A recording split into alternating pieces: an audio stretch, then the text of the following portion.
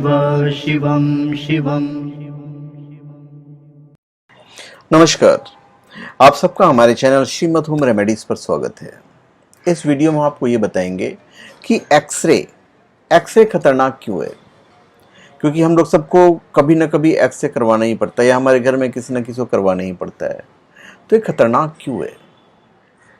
देखिए, एक्सरे की जो खोज है वो रॉटजन ने की है, पर वहाँ पे खोज करने के बावजूद वो जाने अनजाने में उन्होंने अपने आप को सेव कर लिया था। क्योंकि वो एक्सरे के लिए एक जिंक और सीसी के बक्से का इस्तेमाल करते थे ताकि उनकी प्रयोगशाला में पड़ी फोटोग्राफिक प्लेटें खराब ना हो। तो जाने अनजाने में उन्हें एक तरह से खुद को सुरक्षित किया हुआ था। शुरुआती समय में उन्हें भी नहीं पता था कि इन विकिरणों के ज्यादा संपर्क में रहने से उन्हें कैंसर जैसी भयानक बीमारी हो सकती है। ये उन्हें नहीं पता था। और जिन वैज्ञानिकों को एक्सरे से होने वाले नुकसान के बारे में नहीं पता था, उन्हें कई तरह की समस्याओं जैसे कि जलन, बालों का झड़ना और कैंसर जैसी बीमारियों का सामना करना पड़ा है।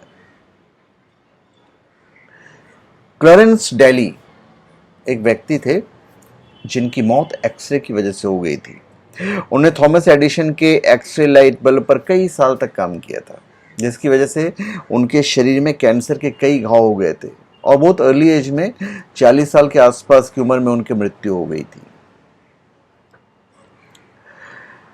एक्सरे जो हैं वो मानव भ्रूण के लिए खतरनाक होती है, इसलिए गर्भवती महिलाओं का एक्सरे जल्दी नहीं किया जाता है।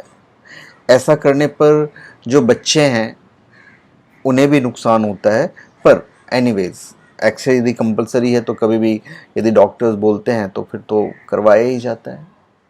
तो सवाल ये उठता है कि इतना खतरनाक है क्यों? देखिए, एक्सेस जो है वो इलेक्ट्रॉनों को उत्सर्जित करती हैं और जब हमारे टिश्यू एक्सेस के संपर्क में आते हैं तो ये इलेक्ट्रॉन हमारे डीएनए की जंजीरों को तोड़ सकते हैं, जिसकी वजह से कैंसर का खतरा हो सकता है। तो कभी भी छोटी छोटी बात पर एक्सरे बिल्कुल नहीं करवाना चाहिए।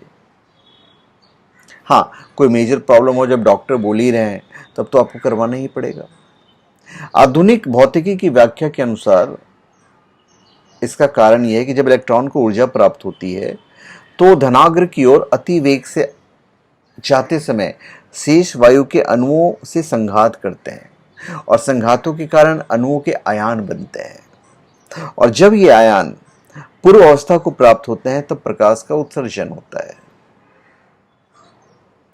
तो एक्सरे जब करते हैं तो उत्पादन करने के लिए नलिका में एक क्रांतिक दाव की भी आवश्यकता होती है, जो कि मतलब सारी चीज़ें, मतलब ये टेक्निकल चीज़ हैं जो मतलब मैं बताऊंगा तो भी अपनी मतलब बताने की आवश्यकता नहीं है।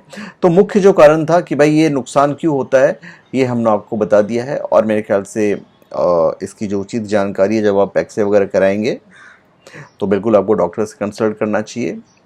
और इसका जो हानिकारक प्रभाव है, मैं वापस बोल देता हूँ कि जिस पदार्थ से प्रकाश आता है उस पदार्थ को हम देख सकते हैं, क्योंकि प्रकाश किरणों की एक क्रिया हमारी आंखों के रूपाधार पर होती है। तो इस प्रकार की क्रिया एक्सरे द्वारा नहीं होती है और अतः एक्सरे दृश्य नहीं है।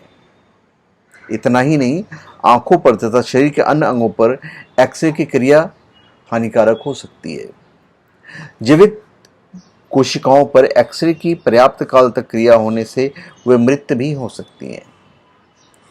एक्सरे शरीर के चर्म में से सरलता से पार हो जाते हैं और भीतर के जीवित कोशिकाओं पर इनकी पर्याप्त काल तक क्रिया होने से उनके मृत हो जाने की संभावना रहती है। फिर एक्सरे के प्रभाव टिकाऊ होते हैं, अतः शरीर के एक ही स्थान पर भिन्न भिन्न समयों पर एक्सरे की क्रिया होती रहने पर कुछ काल में कैंसर सदृश धूसाद्य रोग हो जाते हैं। अतः एक्सरे का उपयोग करते समय अत्यंत सावधानी से कार्य करने की आवश्यकता रहती है और शरीर की रक्षा के लिए विशेष साधन उपयोग में लाए जाते हैं।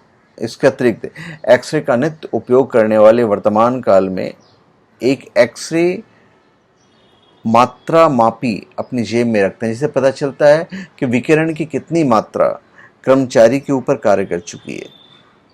तो एक्सरे के इस घातक गुणधर्म का अन्य रोगों में उपयोग भी किया जाता है, जैसे शरीर के किसी भाग में अनिष्ट रोगाणुओं की वृद्धि होती है, तो उन पर एक्सरे का प्रयोग करके उन्हें नष्ट भी किया जा सकता है। तो ये मैंने आपको बताया कि भाई ये खतरनाक क्यों होता है। इसके गुण भी हैं, जो कि मैं आपको किसी अन्य वीडियो में बताऊंगा कि भाई इसके गुण क्या क्या होते हैं, इनके उपयोग क्या क्या होते हैं। तो धन्यवाद, आप सबका हमारे चैनल पे स्वागत है। आप हमारे चैनल पे सब्सक्राइब करें और अपने कमेंट दीजिए। धन्यवाद।